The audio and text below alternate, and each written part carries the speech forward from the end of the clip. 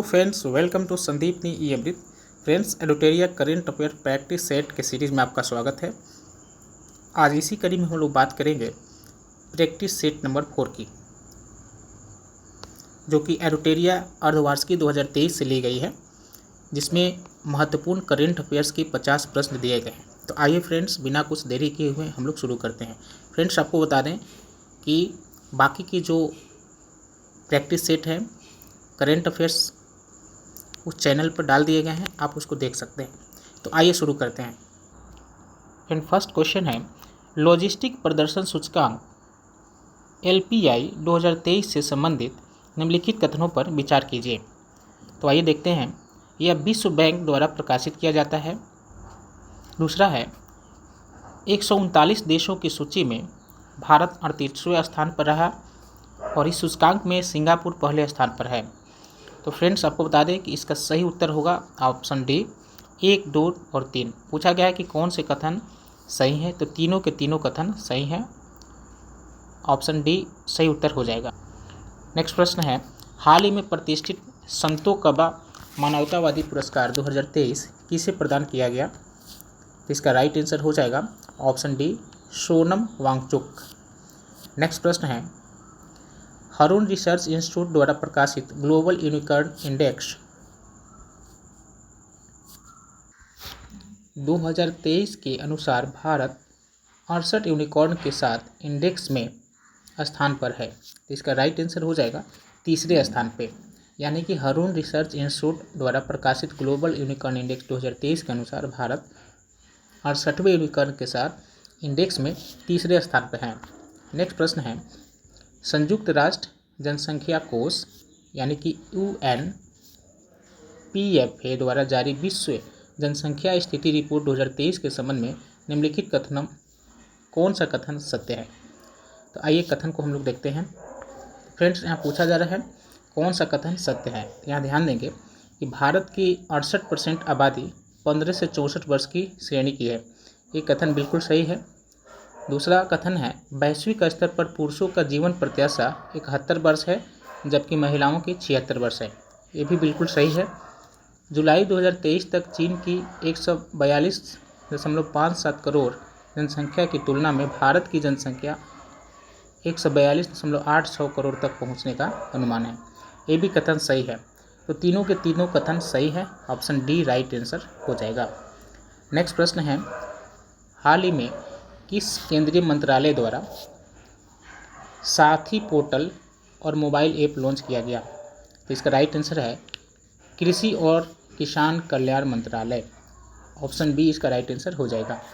Next प्रश्न है, 18 अप्रैल 2023 को भारत में पहला एप्पल स्टोर कहाँ खोला गया है? 18 अप्रैल 2023 को भारत में पहला एप्पल स्टोर कहाँ खोला गया है? तो इसका राइट आंसर होगा मुंबई में।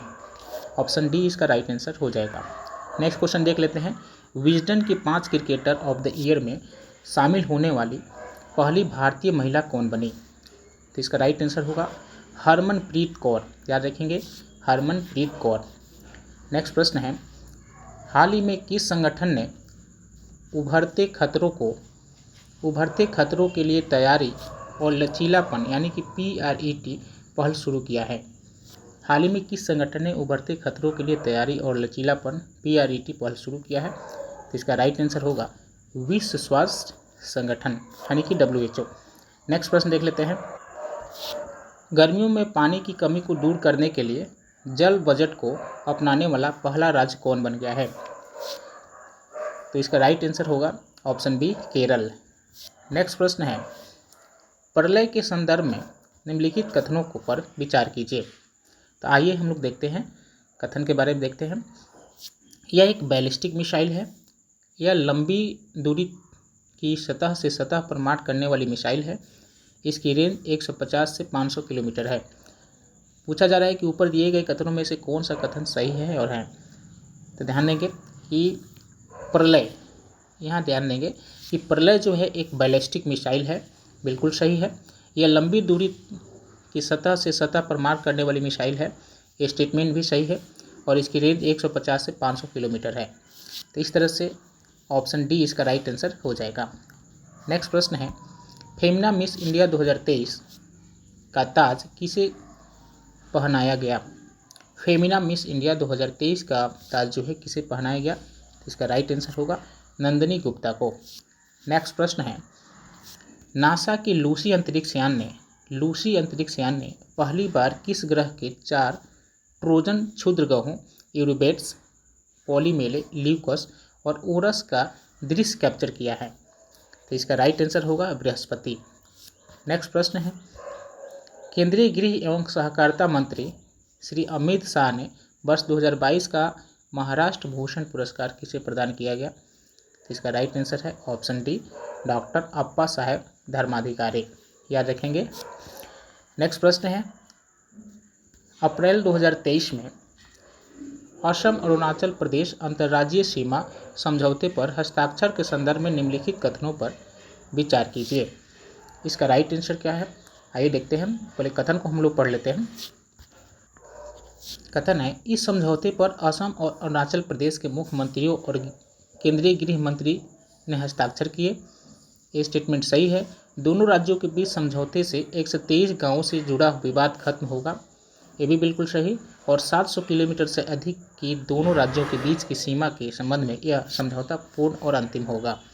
तो तीनों कथन सही है। पूछा जा रहा है निम्नलिखित दिए गए कथनों में से कौन सा इससे सही है और है, तो राइट आंसर ऑप्शन डी हो जाएगा।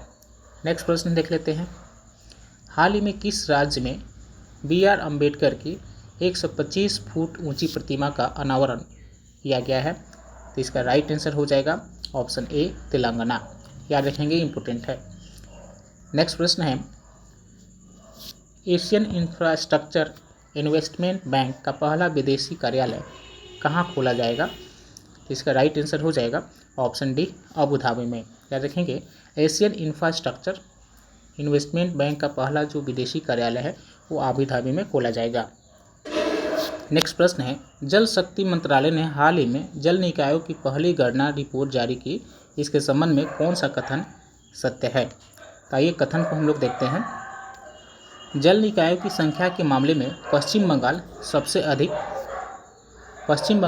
अधिक यानी कि 7.47 लाख और सिक्किम सबसे कम 134 लाख, ये बिल्कुल स्टेटमेंट सही है। तमिलनाडु में सबसे अधिक जिले हैं, सही है। और आंध्र प्रदेश में सबसे अधिक टैंक हैं, बिल्कुल सही। तो इस तरह से ऊपर के तीनों स्टेटमेंट सही है, तो इसका राइट आंसर ऑप्शन डी हो जाएगा। नेक्स्ट प्रश्न देख लेते हैं, नागालैंड में भारत म्यांमार सीमा से सटे अवांखू गांव, याद रखेंगे, अवांखू गांव का दौरा करने वाले पहले केंद्रीय मंत्री कौन बन गए हैं? तो इसका राइट आंसर हो जाएगा option D, Shri L Murugan.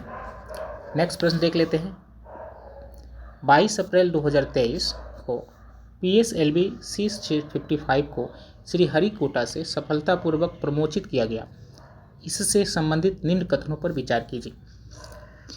आइए कथन को हम लोग पढ़ लेते हैं। सबसे पहले यहाँ ध्यान लें कि ऊपर दिए गए कथनों में कौन सा कथन सही है और हैं। यहाँ पर सही कथन पूछा जा रहा है। आइए कथन को देखते हैं, प्राथमिक उपग्रह के रूप में टेलेओस 2 को इससे भेजा गया, ये स्टेटमेंट सही है। इससे उपग्रह लूमेलाइट 4 को लॉन्च किया गया, ये भी स्टेटमेंट सही है। और इससे सिंगापुर निर्मित 2 उपग्रहों का प्रक्षेपण किया गया, तीनों के तीनों स्टेटमेंट सही है। इस तरह से ऑप्शन डी इसका राइट आंसर हो जाएगा।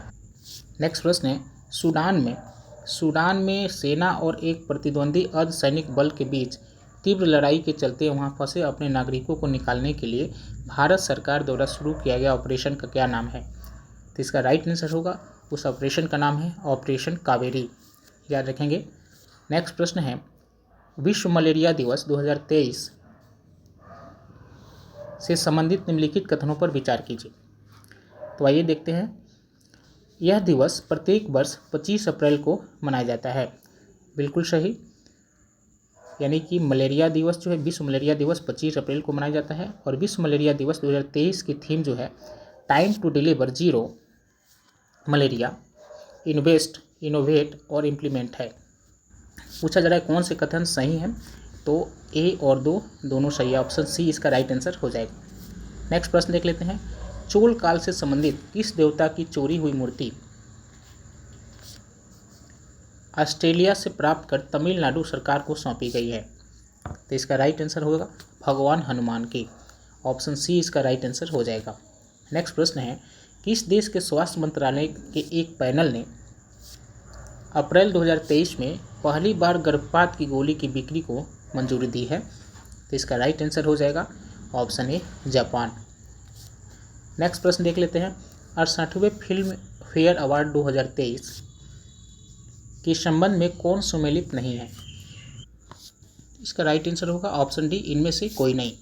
नेक्स्ट प्रश्न देख लेते हैं, प्रधानमंत्री नरेंद्र मोदी ने वीडियो कॉन्फ्रेंसिंग के माध्यम से one earth one health advantage health care India 2023 से 6वें संस्करण का उद्घाटन किया। तो इसका राइट आंसर होगा ऑप्शन डी, नई दिल्ली।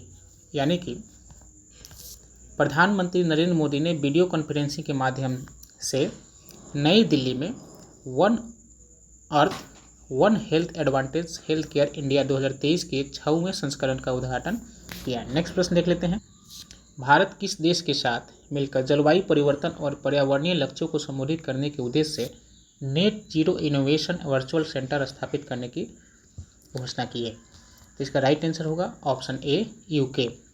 नेक्स्ट प्रश्न है, प्रधानमंत्री नरेंद्र मोदी ने किस राज्य में समावेशी विकास थीम के तहत 9 अभियान शुरू किया? तो इसका राइट आंसर हो जाएगा option B Madhya Pradesh. Next प्रश्न है, 25 अप्रैल 2023 से देश की पहली जल आधारित मेट्रो सेवा का वाणिज्यिक परिचालन में शुरू किया गया। तो इसका राइट आंसर होगा ऑप्शन सी केरल में। यानी कि 25 अप्रैल 2023 को देश की पहली जल आधारित मेट्रो सेवा का वाणिज्यिक परिचालन केरल में शुरू किया गया। नेक्स्ट प्रश्न है, 25 अप्रैल को प्रधानमंत्री नरेंद्र मोदी ने देश के पहले डिजिटल साइंस पार्क की आधारशिला कहाँ रखी? तो इसका राइट आंसर होगा ऑप्शन ए केरल में। नेक्स्ट प्रश्न है, अप्रैल 2023 में जारी स्टॉकहोम अंतर्राष्ट्रीय शांति अनुसंधान संस्थान यानी कि सिप्री रिपोर्ट 2022 के अनुसार सैन्य खर्च के मामले में भारत का विश्व में कौन सा स्थान है? तो वह है चौथा। नेक्स्ट प्रश्न है, आईआईटी मद्रास किस देश में अपना पहला अंतर्राष्ट्रीय परिसर स्थापित करेगा जो अफ्रीका में स्थापित होने वाला पहला भारतीय प्रौद्योगिकी संस्थान होगा? इसका राइट आंसर होगा तंजानिया। नेक्स्ट प्रश्न है, 26 अप्रैल 2023 को केंद्रीय मंत्री अमित शाह ने नई दिल्ली में किस संस्था द्वारा विकसित दुनिया का पहला तरल नैनो डीएपी यानी कि डाई अमोनियम फॉस्फेट लॉन्च किया? इसका राइट आंसर हो जाएगा ऑप्शन सी, यानी कि India farmers fertilisers cooperative limited यानी इफको। ऑप्शन सी इसका राइट आंसर हो जाएगा। नेक्स्ट प्रश्न है, निम्नलिखित पुस्तकों एवं उनके लेखक के संबंध में कौन सुमेलित हैं? तो आइए देखते हैं कौन सुमेलित है। तो कलेक्टिव स्पिरिट, कॉन्क्रीट एक्शन, मन की बात and its influence of India, ये शशि थरूर वेम्पति, ये बिल्कुल करेक्ट। ये जो पुस्तक जो है शशि थरूर वेम्पति द्वारा लिखी गई है। Why can not elephants be red, Badri Tripathi के द्वारा भी लिखी गई, ये सुमेलित है। Smoke and ashes Amitabh Ghosh के द्वारा। तो तीनों के तीनों कथन सही है, इसका राइट आंसर ऑप्शन डी हो जाएगा। नेक्स्ट प्रश्न है, हाल ही में माड़ा को भारत का पहला गांव घोषित किया गया है, यह किस राज्य में स्थित है? इसका राइट आंसर होगा ऑप्शन बी उत्तराखंड। नेक्स्ट प्रश्न है, हाल ही में किस देश ने भारतीय उद्योगपति रतन टाटा को अपने सर्वोच्च नागरिक सम्मान से सम्मानित किया है? इसका राइट आंसर होगा ऑप्शन ए ऑस्ट्रेलिया। नेक्स्ट प्रश्न है, 26 अप्रैल 2023 को तिब्बती आध्यात्मिक गुरु दलाई लामा को 64 साल बाद व्यक्तिगत रूप से रमन मैग्सेसे पुरस्कार से सम्मानित किया गया है।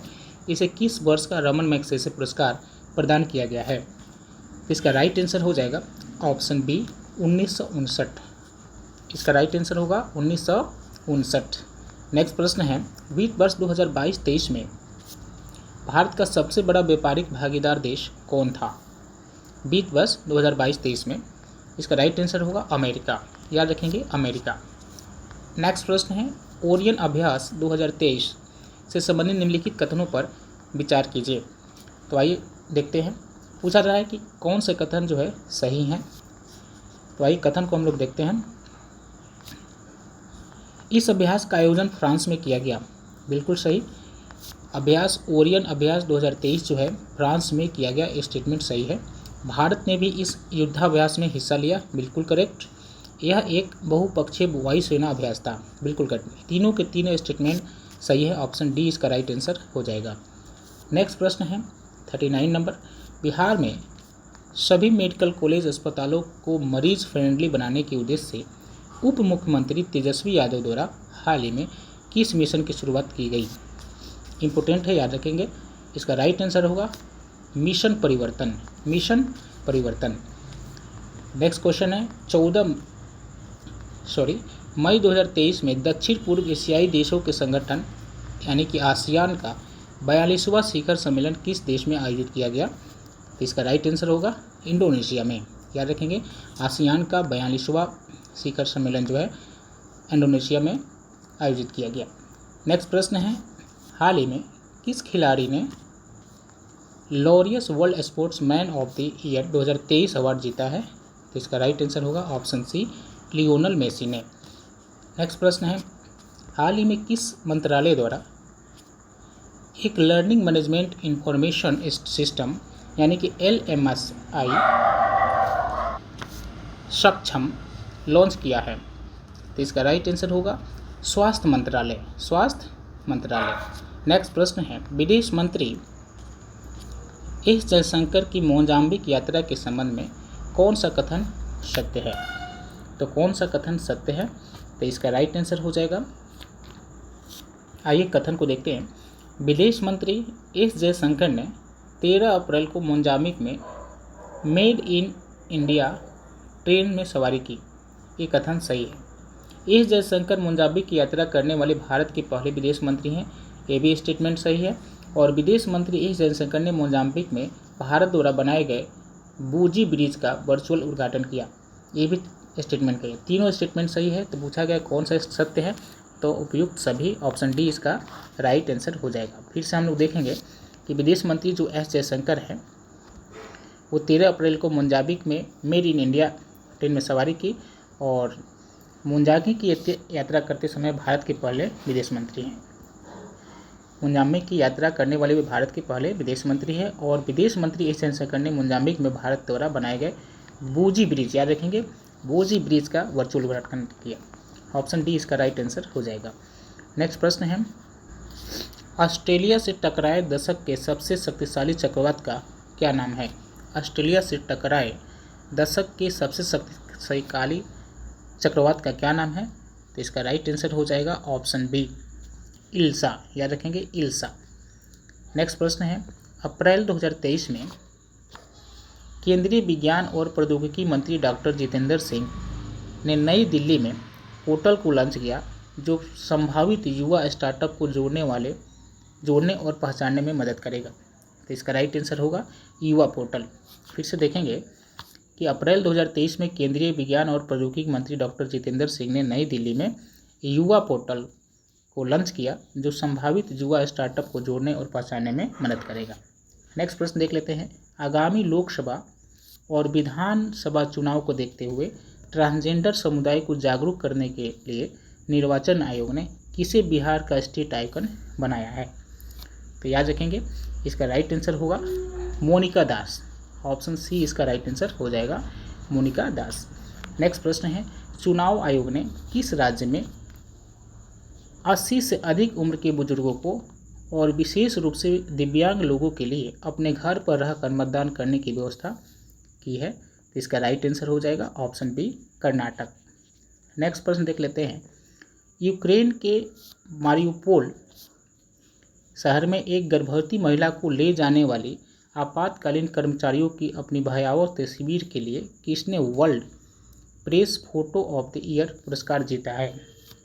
तो इसका राइट आंसर हो जाएगा ऑप्शन डी, यूगेनी मालोलेत्का, याद रखेंगे, यूगेनी मालोलेत्का। उसने क्या किया है कि यूक्रेन के मारियुपोल शहर में एक गर्भवती महिला को ले जाने वाली आपातकालीन कर्मचारियों की अपनी भयावह तस्वीर के लिए उसे जो है world press photo of the year याद रखेंगे world press photo of the year पुरस्कार दिया गया है। नेक्स्ट प्रश्न है, हाल ही में माउंट अन्नपूर्णा 1 पर चढ़ाई करने वाले पहले भारतीय व्यक्ति बन गए हैं। तो इसका राइट आंसर क्या हो जाएगा? Option C, Arjun Vajpayee. याद रखेंगे हाल ही में अर्जुन वाजपेयी माउंट अन्नपूर्णा 1 पर चढ़ाई करने वाले पहले भारतीय व्यक्ति बन गए हैं। ऑप्शन सी इसका राइट आंसर हो जाएगा। नेक्स्ट प्रश्न देख रहे हैं।